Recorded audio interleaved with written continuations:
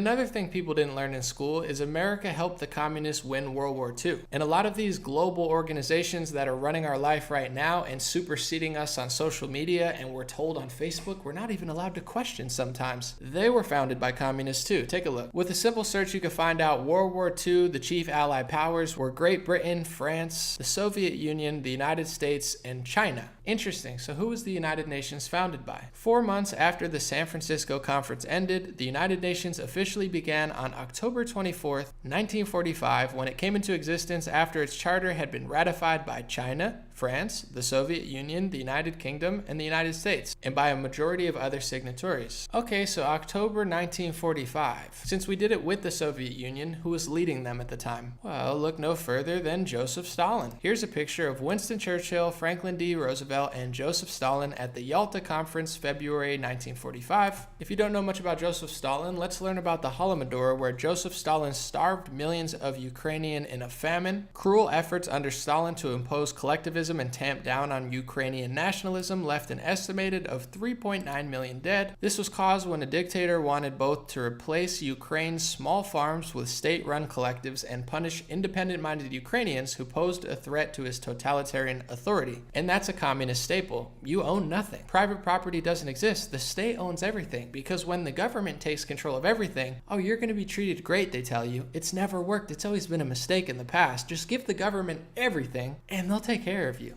Right. And if you remember, the United Nations starting was also with China, who was in control of China at the time. In 1945, the leaders of the Nationalist and Communist parties, Chiang Kai-shek and Mao Zedong, met for a series of talks on the formation of a post-war government.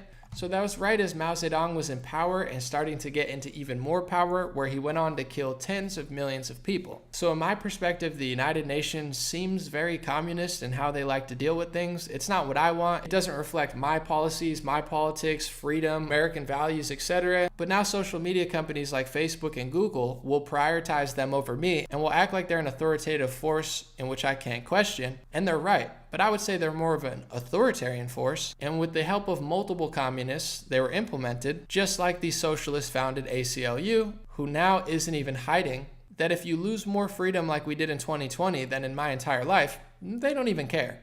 So in my perspective, things are feeling very socialist and communist because they are socialist and communist, and after World War II, this seemed to be almost inevitable based on everything that happened.